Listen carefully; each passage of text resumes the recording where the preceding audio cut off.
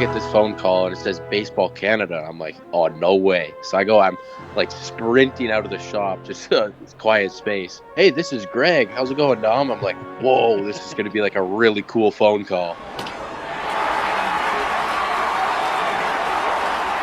Welcome to episode 295 of Alberta Dugout Stories, the podcast. I'm Joe McFarland.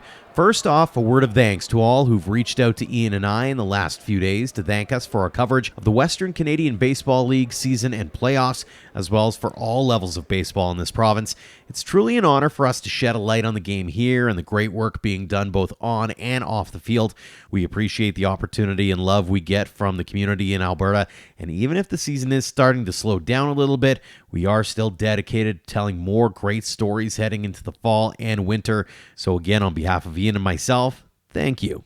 With that all being said, let's get into the news headlines. And with the aforementioned WCBL season wrapped up, we are putting the finishing touches on a few stories of the season. We've posted a few recently, including a look at the top 5 storylines to come out of the playoffs, an inside look at Connor Croson's walk-off home run for the Okotoks Dogs at albertadugoutstories.com, and a look at the Moose Jaw Miller Express run on saskatchewandugoutstories.com. We have a few more to come, including a look at the Sylvan Lake Gulls' record-breaking season, an update on the Regina Red Sox stadium situation, and what expansion for the league might look like. So stay tuned for those, as well as what will likely be announcements about the league award winners and all-stars in the next few weeks. Speaking of awards and all-stars, congratulations to a trio of Edmonton Riverhawks named to the West Coast League's all-WCL teams. First baseman Jacob Paternak and pitchers Vicarti Domingo and Halen Noel were selected to the first team, while closer Tyler Jans was named to the second team. 5 Hawks were also named honorable mentions, including Michael Soper, Russell Young, Bryce McFeely, Sam Kane, and Tate Deering. A special shout-out as well to Dogs grad Max Hartman of the Wenatchee Apple Sox, as he was named to the second team. The full roster has been unveiled for the upcoming Canadian Future Showcase, with a total of 19 players being listed from Alberta, as well as several others who were born elsewhere but train in one of our academies here. We've had a few on the show recently, including Zach Foden and Easton Katura. We'll have a few more coming up on the show in the next few weeks, including this week's guest, Dom Morgan. Congratulations to Team Alberta on winning gold at the 14U Girls Western Regional Championships in Spruce Grove. After an opening day loss, the team rallied to win 4 straight to claim their 3rd consecutive title. We'll hear from head coach Geoff Hall in a few minutes. Congrats as well to the Red Deer Carstar Braves on taking home the 18U championship in St. John's, Newfoundland. They went 6-0 during the tournament, capped off with a 12-2 win over BC. We'll be looking to have one of their players on the show next week. A big shout out to Team Alberta at the Women's National Championship in Quebec as they finished 6th in the tournament. They had some tough matchups in the round robin with Ontario, BC, and Quebec before beating Nova Scotia. Then they lost the 5-6 game to Ontario. Several national championships are still up for grabs heading into the weekend, including the 13U National Championships in Woodstock, Ontario, the Ray Carter 15U Cup in Quebec, the 16U Girls Championships in Saskatoon, and the Men's National Championship in Tecumseh, Ontario. We will definitely keep you posted on how Alberta's teams do on social, as well as here on the show next week. Nominations and applications are now open for the Baseball Alberta Awards and Scholarships. As always, a number of categories are up for grabs, with the deadline being September 15th. The Rawlings Cup is underway in Sherwood Park. Teams from across the province are competing in the 14U and 16U divisions. The tournament is also a showcase for the coaches to pick their teams for the upcoming Western Canada Prospect Series. Teams from BC, Alberta, Saskatchewan, and Manitoba will all be battling it out during that tournament during the August Long weekend in St. Albert. Speaking of August Long, another big event is happening at Sakers Acres in Sherwood Park. The world's longest baseball game is set to see the teams play for more than 100 straight hours to raise money for the Cure Cancer Foundation. Go to worldslongestgame.ca for all the details. On to this week's guests now, and we will start at the Little League World Series, where a champion will be crowned this weekend. Canada finished the tournament 1-2, beating Puerto Rico 12-5 and losing 8-0 to both Mexico and Asia Pacific. That Canadian team was from Wally, BC. Now, they knocked off Team Alberta, who was represented by the Medicine Hat Mavericks. They had a fantastic run, going 6-0 in the round robin before making it all the way to the final against Wally, where they lost 10-1. It was a tough way to end the tournament, but the team can still hold its head high as they represented the province with pride. I had the chance to catch up with coaches Steve Russel and Aaron Lybbert earlier this week. Gents, first off, thanks so much for joining us. I want to get right into it, though. Let's start off early in the season, though. When you got this team together, did you know that you had a championship caliber team? We'll start with you, Steve. I would say, yeah, you know what? And it wasn't, I wouldn't say from myself. It was actually in a parent meeting that we had within the group early on. One of our assistant coaches, Blake Zember, kind of made a comment to the parents like, listen, if there's a team, this is the team that has a chance, and be forewarned, like be ready for the financial, the other burdens associated with potentially making that trip, but like be forewarned, like this could potentially be that team. And even thinking back, I kind of, my back went up even when he said, I was like, oh, I just don't even like, you know what I mean? Like that foreshadowing of like what could be. I just, in my mind, as a coach, I'm just like, God, just playing the moment, be in the moment. But lo and behold, yeah, it definitely was that kind of team for sure. Aaron, you mentioned off air that last year you had the same group of kids, or essentially the same group of kids, and you're kind of aiming for that 500 mark. So when you're heading into this season, did you have kind of a high water mark where you're like, okay, if we were close to 500 last year, we got to be, at this point of the season to be making a good run at things? Yeah, I think so. We started the season off and we entered into an older 13U tournament in Saskatchewan just to see sort of a bit of a litmus test or a barometer to see where we were at. And we didn't fare so well in the first couple of games, but we also tested our character quite early on and ended up winning the tournament after losing the first couple of games. So as the season went on, I think Steve, correct me if I'm wrong, we kind of had some ups and downs, and you kind of got us all back into line and said, trust the process, boys. Like, this is the right plan. And probably from second week in July, maybe even the first week in July, trajectory just went like this. And it was steadily climbing. And yeah, it was exciting. When you think back on it, Steve, was that the TSN turning point, to call it that, for you, where you went from, okay, we had these expectations that they're a good team, to, hey, now we should be expecting to go on a bit of a roll at the end of the year? Yeah, I don't know if there was no expectations in terms of that. I look back to that first tournament, and we were literally in between games throwing hats out to try to figure out how we're going to do cutoffs, right? Like literally in situ trying to figure out where our cutoffs are going to be so these kids can understand what we were playing a U13, so we're looking at pickoffs, leadoffs, stuff our kids are completely unaware of. But like as we move through, you get to a moment in tournaments where you have a bad game, it puts you down here, you have another one, and yeah, some people get, you get uptight and you think, oh God, you missed a practice, like, oh, all hell is going to break loose and whatever else. Like, no, just trust the process. At the end of the day, these kids are going to figure it out. We're on the right track of within our practice planning and programming. Everything's going to continue to work its way up. And yeah, like kind of Aaron said, just trust the process. Like good things will come, and yeah, sure as hell they did.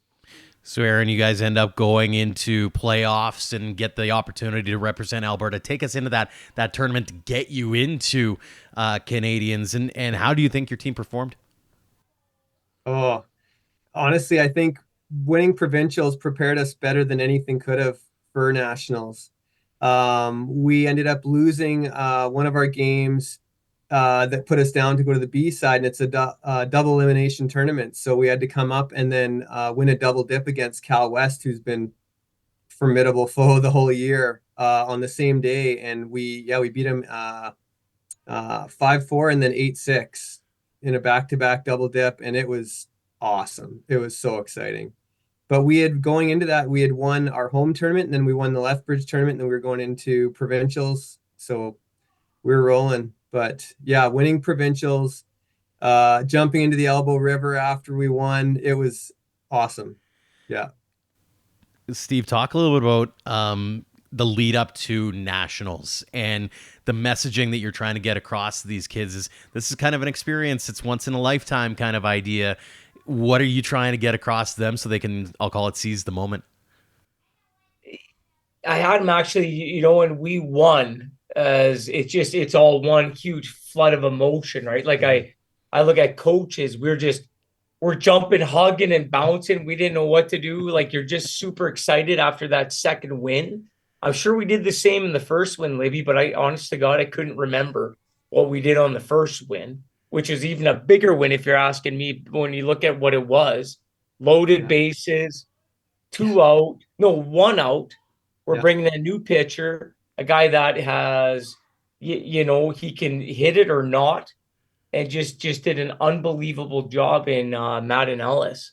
And you forget those kind of things. But I think when it was said and done, I reflected back to our first practice, and I just kind of said to these guys, like, we've been planning this, totally you kids are unaware to realize like what we've been looking at and what we're going for and what we've been shooting for. Because you don't want to shoot those things too high. I don't want a kid to think about like the ends, right? Like at the end of the day, I don't want them to be too far ahead of themselves, get out in front of their skis. So when it was said and done, and we ended up winning and moving into it, is one of those reflective things. Like, guys, what you did was pretty unbelievable. Now, I don't know how many teams come back from 2 wins straight in the finals, in provincial finals. I don't know the stats on that or what it is, but to do it the way they did and how they did it was just awe-inspiring. It's super cool. Not only, and I was gonna say, not only that, but then you go on a run and you go to nationals and you're just mopping the floor with everybody. Aaron, did that kind of take you by surprise a little bit, or was it a blessing and a curse at the same time? Walk us through your mindset as games are rolling on and you're racking up the W's. Oh, we had talked about it at our coaches meeting. We looked at the schedule and we realized, okay, we got to prepare to win the Prairies game, the host game, and the Atlantic game. If we can win those 3 games, we're probably going to be a top 4 team and make the semifinal. Coach Russ is awesome at his pregame speeches, kind of getting everything ready. And he even said, have we ever played in a tournament where we haven't lost a game and won the tournament? We hadn't. So we're prepared to probably not beat Wally and win the games we were hoping to. But after we beat Wally 2-0, we literally had a coaches meeting that night and we said, we got to reevaluate our goals here, boys. And from there on, 6 games, we gave up 3 defensive runs, and all 3 of those runs were 7 games. And all 3 of those runs were in 1 game against Quebec, and we shut out the 6 other games. It was wild. It was catching fire. Yeah. How impressed were you, Steve, with your team's performance through the round robin and heading into that final? Yeah, unbelievably impressed. Just one of those things where you're like, as 12-year-olds, you just know there's going to be a time and a place where an error, this is going to happen, that's going to happen. You pray to God, you get the right balance, you get the right situation and whatever else it is. But irregardless of what it is, like leading into that and everything else, I'm not going to say I was on cloud 9 by any means. I think I was on a fight or flight mode, Joe. Like, I think the entire time, like ask Libby, he's my roommate. Like, I don't think I slept barely more than like 3-4 hours a night. It was crazy because like you're just always going like, this is surreal, because they're 12-year-old. They're going to make some mistakes. They're going to do whatever they did. But our defense, and it wasn't one of those things where you're like, wow, they played totally outside themselves. No, they just, like Aaron said, they just continued to improve and they did what they needed to do. And like every day we hit fungos the same we would do leading up to our games. A huge volume of those, and you keep, even in those moments, hoping you're going to learn. We're still here to teach you. This isn't just reps. Like, I want you to get better with these reps, practicing before the big game type stuff.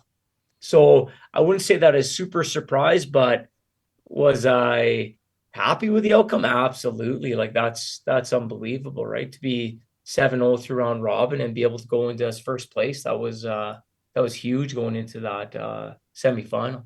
Absolutely. Fast forward a little bit, you go to the final, and obviously it doesn't end the way you're hoping for. You run into a wood chipper of a pitcher. How tough was that BC team looking back on it? Well, I'll be honest with you, like we got good stats on that team. I'm not I'm a big stats guy.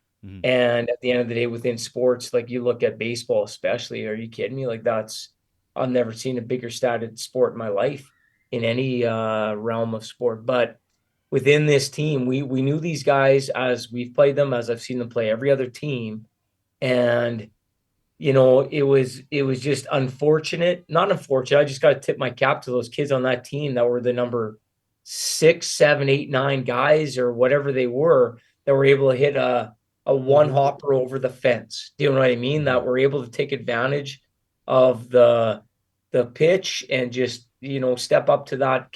Yeah, that's all I can remember at that time. We took care of the big guys, no problem. Yeah. And it was just a couple of minor mistakes, errors that you know are going to happen. That's inevitable. Like at the little league level, big league level, doesn't matter. Errors are going to happen. But when they do those kind of things, the the little league comes out in them, and then things get a little crazy, a little squirrely. Balls start flying everywhere, and you're like, you sit back on the in the dugout for me anyways, on the bucket. I'm like, head just goes down for a second, like like that's it. Just I'm not going to use the verbiage I used at that moment in my head, maybe potentially out loud, but yeah, just unfortunate. When you look back on it, Aaron, what was maybe the biggest lesson learned through that entire experience, especially at Nationals?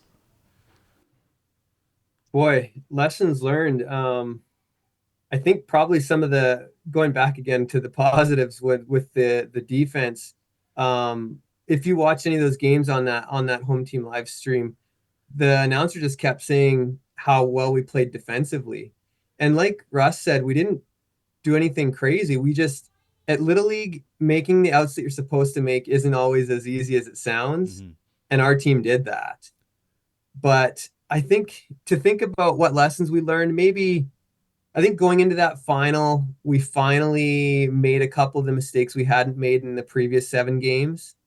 And if there's anything that we could possibly change is maybe that we over prepared for the top of the lineup and forgot about the bottom of the lineup. Because some of those higher end hitters, hey Russ, were outstanding. And then if you look at it, I think it was their 8-hole that hit the 2 doubles off of Beckett in those first few innings. Same guy, 1 oppo and then 1 pull. Steve, when you think back on it, now you get a chance to kind of look forward. We talked about it a little bit off air as well as what's next in the game plan. But how excited are you about next year, whether it's being with this group or being with a different group and being able to take some of the lessons you guys learned from this season and impart it on, the next group of kids that are going to be looking to go to Williamsport? Well, this group, again, like going to Williamsport, that's all in the past, I think. Like when I think of this group that we have now and what we look at fall ball moving on, but the thing that I think and I take away from it is kind of the same thing I talk to these kids about, where every chance you have an opportunity to get better, do it. Like, you know what I mean? Like you take a look at the little mistakes, the little errors that are made. Those are things that you had a chance. I guarantee you, when you even threw and catch, when you did the little things within a practice, you had opportunities to do those and do those really well. Now, whether you're conscientious of it, doing it in practice or not, but it'll always bear its head, right? It'll always rear its head, ugly or good or bad, whether you prepare yourself for those moments or not. And those moments, you only get a few of them. And like these kids, they got that one moment in that final to really let it all out, and you have to be your best. You really do. Like if you're going to win those big games at any moment in your life, you have to be your best. You can't rely on another team to be at their worst or to make mistakes, because they won't. That's what it is. So I look back that way, and I think, like, if I'm going to go forward with any of these kids, like, you better practice. And I'm a huge stickler for this kind of stuff. Like, practice as you're going to play, and make sure you stay in that moment and you work your way through every chance you possibly get and be the best you can be, right? Now, moving forward for this group of kids, like, it's interesting down here in Medicine Hat, right? We move into Legion baseball. So you're looking at moving down south, where now you have a potential of 3 teams. So you have the Monarchs, or a 19 to 15 age category, depending upon how good the kids are. And then you have the Knights, which are usually a 15, 16 age category.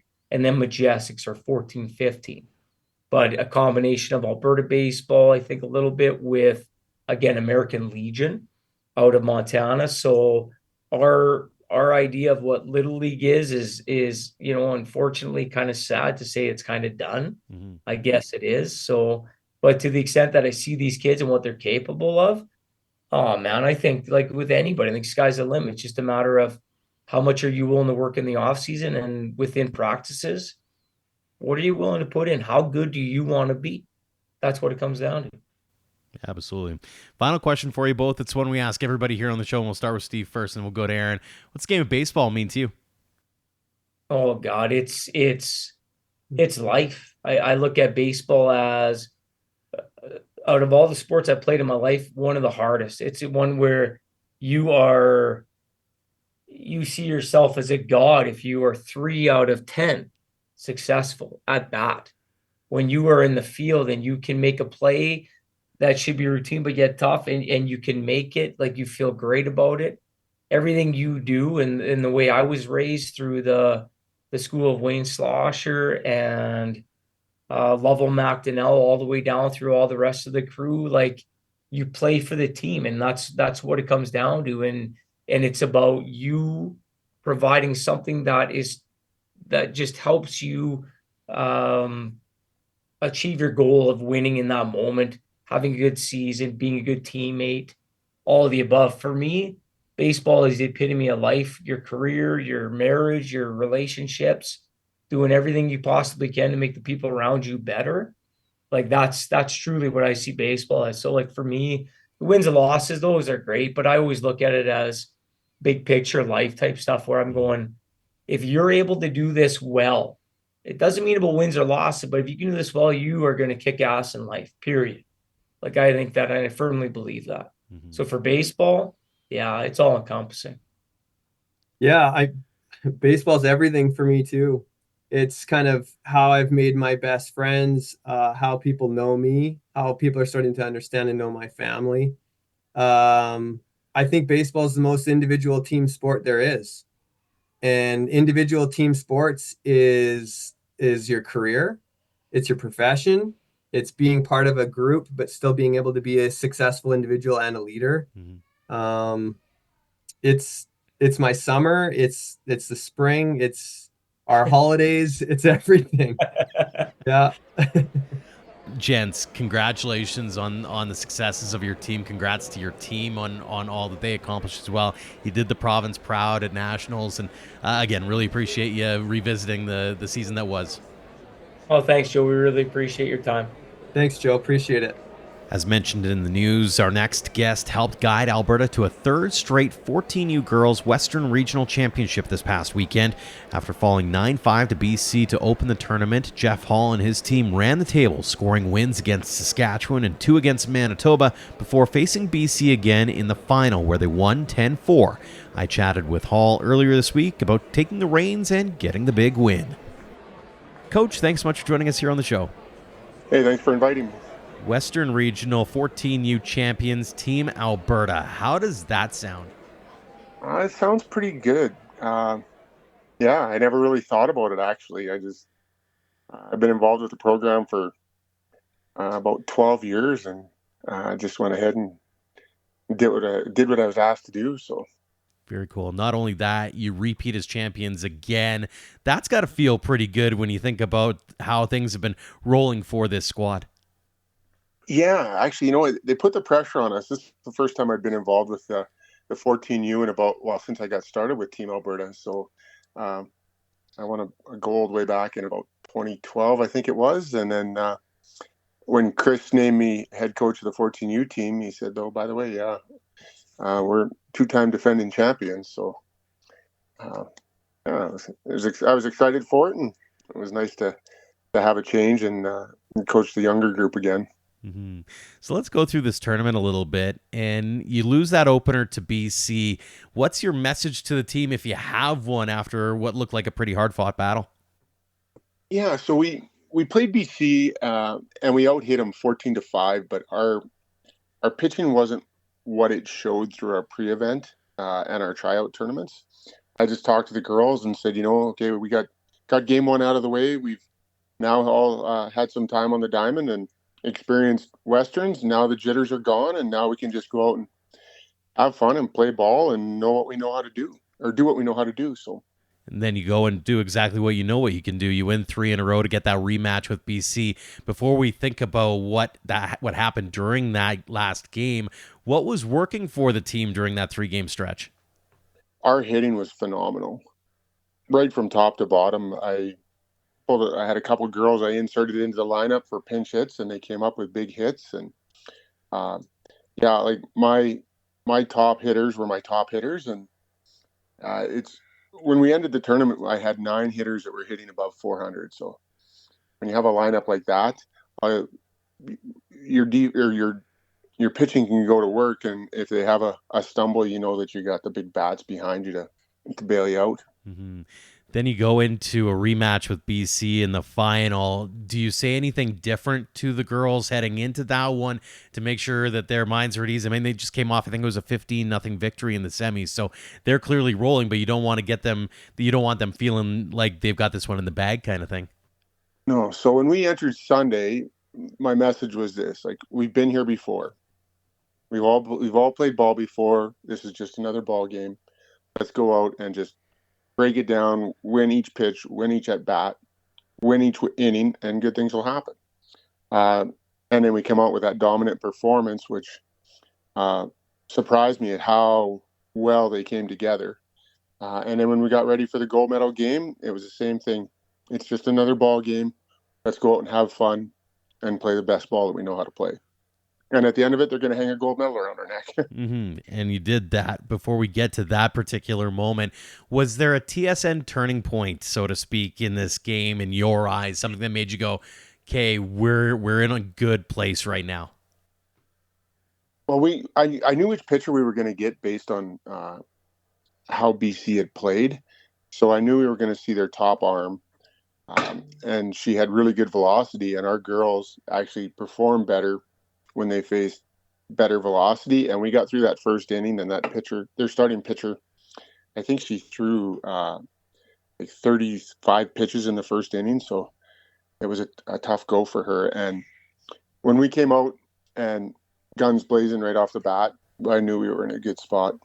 You get the final out in the bottom of the 7th. What's going through your mind? I was pretty excited. Well, I've been in some big moments before, and before that, in the 5th inning, when we gave up, what did we give up? We gave up 6 in the 5th inning. Mm-hmm.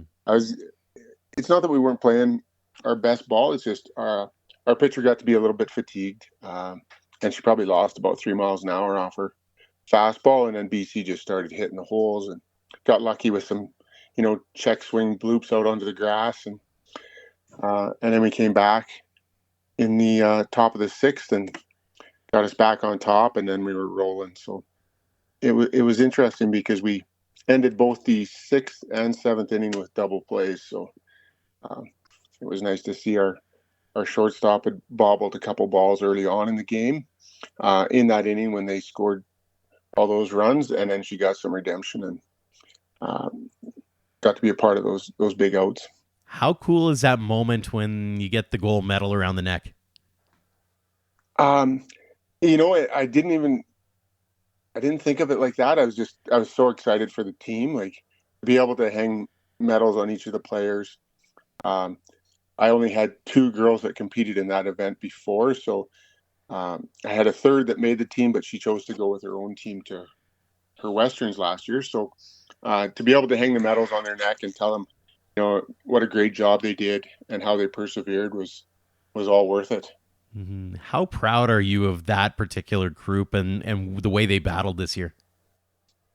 They were a pretty special group because to have them all so new to the program, I had a girl that was a late cut last year, then those few returning players, and then other than that, they came together, and man, they got to be friends right away, which really helps in a tournament. Looking back on it, you mentioned that you've been involved in the program in various iterations over the course of the last decade or so. Looking at it in a bigger scope, what's been key to the success for this program over the last few years? Like you mentioned, now you're 3-peat champions. Well, our technical director, Chris James, does a great job working with the female program and developing them. He's been an integral part of the 14U for the last, I don't know how many years. And so when you have that strong foundation instilled into these girls, then they just get better and better, and it's great for the program from top to bottom. Mm-hmm. How good is the talent coming up from this program? Because obviously a lot of these girls have the opportunity to move on and go to the 16U team and then eventually the open team as well. And beyond that, how good is some of the talent that you've seen that maybe were late cuts that might be ready to go for this particular team heading into next year? Well, this team's pretty strong. When I talked with my assistant coach was involved with it last year, and he, as well as Chris, and he said this team was ever a bit as strong as the team last year. And so going forward, I have 4 that graduate out, so I'll have the potential to have 9 returning if they all stay with it. Then there was a couple of girls that were, when we did the ID camp early at the start of the season, they weren't quite there yet. But then when you get a look at them afterwards, then you go, wow, they've really come along. So I think the female program is going to do quite well for the foreseeable future in Alberta. Mm-hmm. It seems that way, given this. I mean, you look at the success last year: 14U gold, 16U bronze, open bronze, and this year shaping up to be a good medal haul as well. I mean, it's good things thanks to coaches like you and players like that you have. This is going to be like picking favorite kids, I'm sure. But were there a couple of standouts in your eyes that really kind of became difference makers in this tournament for you? I had a player that Oakley Tanner. Her team won 13U AA Tier 1, and she chose to come with us. She filled her position at first base and in the outfield pretty good. My center fielder, Cora Rydell, she's out of Edmonton. She did a great job in center field. Ara Siemens was with the team last year. She's actually going to go play with the 16U as well. She's amazing at shortstop, and her bat really woke up as the tournament went on. Ella Tilsley out of Lethbridge, she pitched the gold medal game. She started and pitched 5 innings for us. She is normally a first baseman, but she played third base most of the time. Gracie Hadwin, who is out of Consort, she was on the team last year, but chose to go with her club team to Westerns. She played third base and then covered short when Ara was pitching, and she'd never played shortstop before. And then all those girls got big bats as well. And then I had a girl out of Calgary. She was a fastball player and never played baseball before, but just super athletic. Annika Webster is her name, and she ended up playing every inning at second base for me. And hit over 400. So I had lots of girls that were just phenomenal, as well as my catcher. My catcher, Sophia Welburn, is out of Calgary. She played AAA 13U. She caught every game except for the game against Saskatchewan when she pitched. Couple more for you here, Coach. Looking at it from the bigger picture, I guess, when it comes to the girls program, you mentioned how strong it is. But for those who might be thinking about joining up baseball or kind of torn on the idea, do you got some words of advice or some pieces of wisdom you'd like to pass along to those young girls who are kind of on the fence about playing ball and you want to kind of bring them into the mix? By all means, get involved in baseball. Don't ever let anybody tell you that you're not a baseball player and that they need to go play fastball. I have 2 girls that went through the program as well, played with boys all the way through, and their highlight of their years were the Team Alberta events. My oldest one's 25, and one of her good friends today is one that she met when she was 12 years old at Team Alberta events. So get into it, get involved, and don't let anybody tell you can't do it. That's a great piece of advice, especially as a dad. You've seen it firsthand. So, and as a dad myself, having a 2-year-old girl, I know full well where I'm sending my kids before too long. So, fantastic stuff, Coach. One more before we let you go. It's one we ask everybody here on the show. What does the game of baseball mean to you? Oh, it's everything. I have a huge passion for the game. It's allowed me to meet some pretty influential people in my life. It's an escape for me as well. I'm relaxed, but I'm super engaged into. It's just it's like my church. I guess that's the best way to put it. That's a fantastic way of putting it, Coach. Well, again, congratulations on the big victory at the Westerns. Congrats on all the success to this point with the program. Continued success next year and beyond. And again, thanks so much for joining us here on the show. All right, thanks a bunch. And finally, we continue our previews heading into next month's Canadian Future Showcase with Dom Morgan. The St. Albert product has been a rock-solid piece of many teams in the area over the years, most recently with AHP Academy. When Nathan Flewelling was drafted by the Tampa Bay Rays in this summer's MLB draft, Baseball Canada had an opening on its junior national team for a catcher, and head coach Greg Hamilton made the call to Morgan, who says it was a shock but a fantastic experience. Dom, thanks so much for joining us here on the show. Yeah, no problem. It's been quite the year for you, and it's not quite done yet. Let's start with the junior national team experience first. You were a bit of a later invitee, I'd say. Take us back to that first phone call, and how did it all go down? So I was talking to my coach the day prior, and he's just like, expect a phone call during the day. I'm like, okay. So I'm at work, and I get this phone call, and it says Baseball Canada. I'm like, oh, no way. So I'm like sprinting out of the shop, just quiet space. Hey, this is Greg. How's it going, Dom? I'm like, whoa, this is going to be like a really cool phone call. And then just kind of, invited me out. And I was like, not to say I was like blanking on the phone call, but I was like, I'm on J&T. This is like the coolest thing ever, as he's like spitting all this information. I'm like, yeah, I got it. I'm just so excited.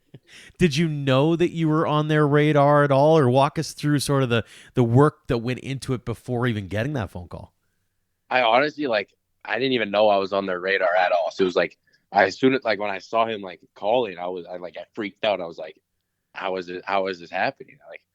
And I just I don't know, I knew, I always worked hard just for any opportunity to get. And I never actually thought that it would come, but I would working hard anyways. And then it just kind of in the past few weeks, a bunch of cool opportunities, and it's cool feeling to see it paying off a little bit. I bet.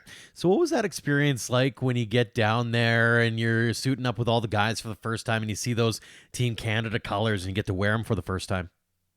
Oh, definitely. The first time I put on the jersey and you just see Canada across your chest, it's a surreal feeling. And it's just so cool, and you get all the Canada gear, and I mean the main thing for me, the coolest thing was the bat, because I always just having a bat in my hands. It just says Team Canada, and I'm like, that's pretty cool. It's pretty cool, and everybody's so nice on the team. Everyone just becomes boys immediately. As a catcher, did you get some extra swag in that way as well? Yeah, I got some all red catcher's gear, which I got to keep, which is pretty cool, and a catcher's bag, so I got an extra bag compared to everyone else. Oh, fantastic! So you end up starting in 2 games for Canada. You went 1 for 4, an RBI, a walk, a hit by pitch, and a stolen base. When you look back on it, how happy were you with your performance? I was pretty happy. I mean, I was trying really not to let it get to me. I mean, being in Panama and everything, and just it's pretty easy to kind of let the moment overtake you a little bit, but I think I did a good job staying calm. I just kind of had some fun hanging out and just playing some fun baseball, just representing Canada. Was there a bit of a learning curve, especially given that you're now, as like I said, as a catcher, you're having to learn all the nuances of the different pitchers and trying to get used to their every day, or do you find that part kind of the fun part? I definitely find it fun, down in Cary that first week of just catching all the guys, learning all their stuff. I'm like, oh, okay, this is gross. This is nasty. Everyone's just got gross pitches, and just, learning them all. And then just seeing how guys like to pitch. It's cool, different to knowing different ways. Cause I mean, with my team, you learn pretty quick on how guys like to pitch. And then it gets same old. And then you just get new guys, and they're okay, they like to just pound the zone with their fastball, just beat guys. I'm like, okay. It's pretty cool. Looking back on it, this might be picking favorite kids or something like that, but do you have one particular pitcher looking back on it where you're like, man, that dude all in all is just straight up nasty?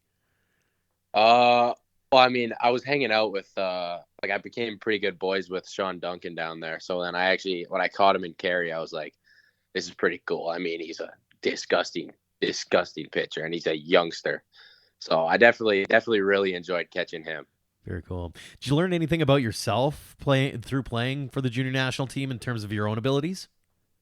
Yeah, definitely like that we can carry. I mean, there was just like a bunch of scouts, and I kind of like I used to get a little nervous, and then on Team C, I was kind of just like I just embraced it. I was like, I deserve to be here. I got the call. I'm just gonna go out and play. And that was kind of like a flip for me that I haven't really like had before, where I was just like, this is the moment that I get to play in, not like this moment's gonna like overtake me. Like I have to do good in this moment. I just get to be in the moment, you know? Mm-hmm. So Very, very cool. So how much of that is showcasing your talent and how much of it is, I'll call it being a sponge and learning from the coaches around you or getting to know some of the other guys? a lot of it is like most of the guys aren't like, you don't really focus on the scouts. They're kind of just there because you're Team C. And like it's a lot of it is just like our practices is just relaying information, like running through plays, just like the coaches were just giving us everything is like, this is how we're going to win baseball games. This is how this is going to happen. And we're going to do this as we can. And we're good enough. And then, yeah, the coaches for sure did a great job of just firing the fellas up every game. They're like, oh yeah, we're going to win. It was pretty awesome. Didn't really not overly focused on the whole like showcasing part. It's kind of just get to play Team C with best players in Canada. Mm-hmm. You get to join some of those familiar faces again in just a few weeks' time. The Canadian Future Showcase is coming up. How excited are you for that opportunity? Oh, I'm super excited. It'll be my first time like playing at an MLB stadium, and it's gonna be so cool. Definitely gonna be like, I'm gonna walk in there first time on the field. I'm just gonna have like an awe moment. Definitely gonna have to soak it in for a couple seconds before locking in. Absolutely. Do you have any expectations of yourself going into that one? I'm just gonna go out there, play hard. I know I can, so I'm just not gonna try to put too much pressure on myself. I'm just gonna maybe throw a couple guys out here and there, go hit some baseballs hard. That's about it. And obviously, I mean, you look at last year, for example, and Simon Baker goes down there. He's the tournament MVP. And then Nathan Fluellen goes up there and he wins the home run derby. Like Alberta's done pretty well in the last few years down there. Do you set any expectations for yourself that way? Or you're just like, let's go hard and let the chips fall where they may? Yeah, pretty much. I'm just going to let it all out there. Nothing to lose. But I mean, not saying it wouldn't be kind of cool to win a belt, being MVP or home run derby champ. Absolutely. Let's get in your baseball past a little bit here, Dom. You're a St. Albert guy. How did you get into the game in the first place? Way back in the day, my dad's a Braves fan, so watching Freddie Freeman, even though I'm not a first baseman, he got me into baseball. And my dad and mom, my mom played softball, dad played baseball whole life, so I was kind of like already in the game by when I was like 4.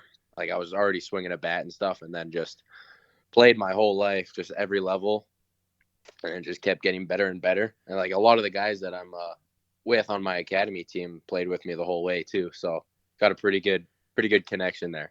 Absolutely. You're in Atlanta right now. You're taking in a few games with your mom. Obviously, the Braves must be a favorite team. Did you have any favorite players growing up?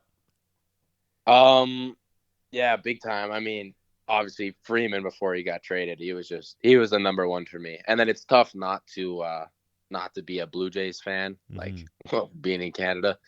But I mean, I really loved Josh Donaldson when he was on the Blue Jays, even though he kind of turned a little bit not so good when he left. Mm-hmm. But on the Blue Jays, I definitely loved him. And Russell Martin. I was a big Russell Martin fan. I got a little jersey of him, so.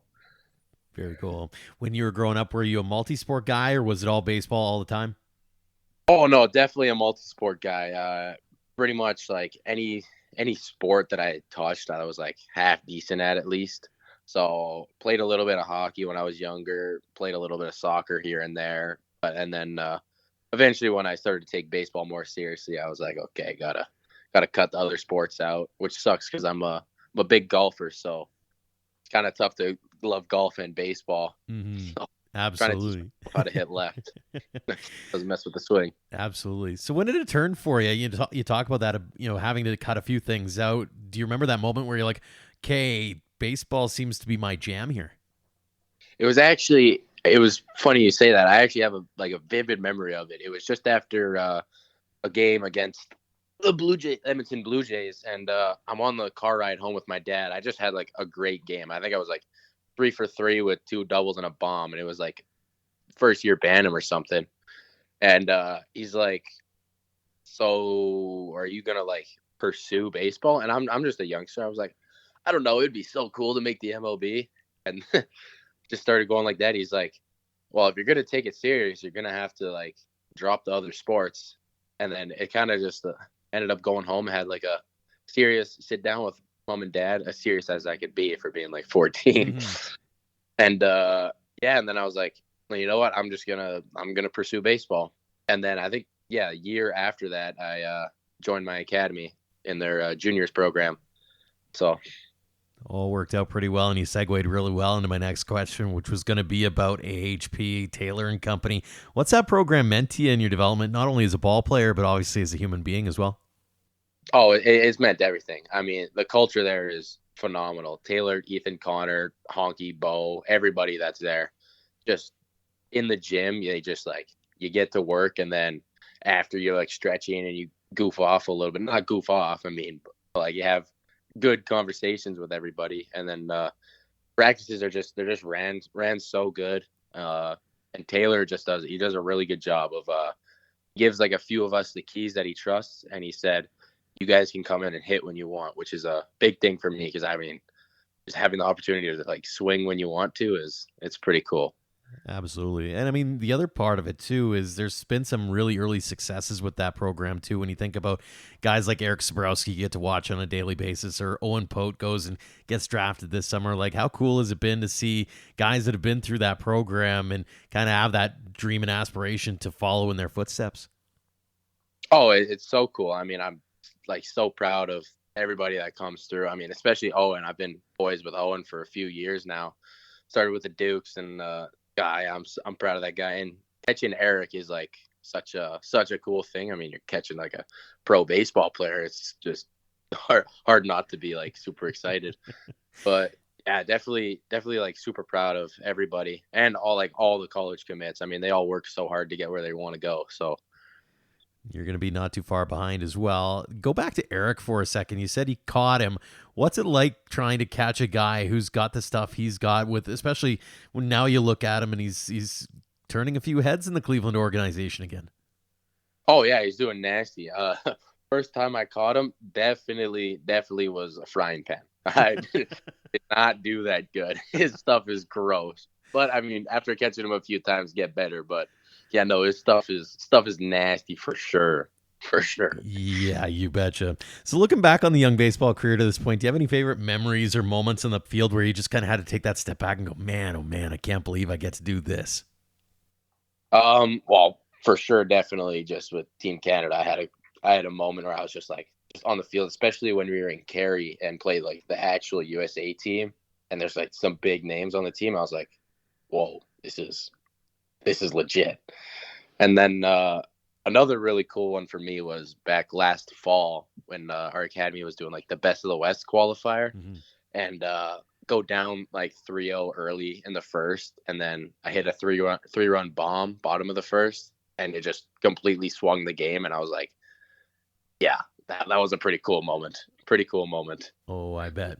On the flip side of that, obviously baseball's thought of as being this game of failure, whether it's in baseball or in life. What's been the biggest challenge or hurdle that you've had to overcome personally? Definitely more mental for me.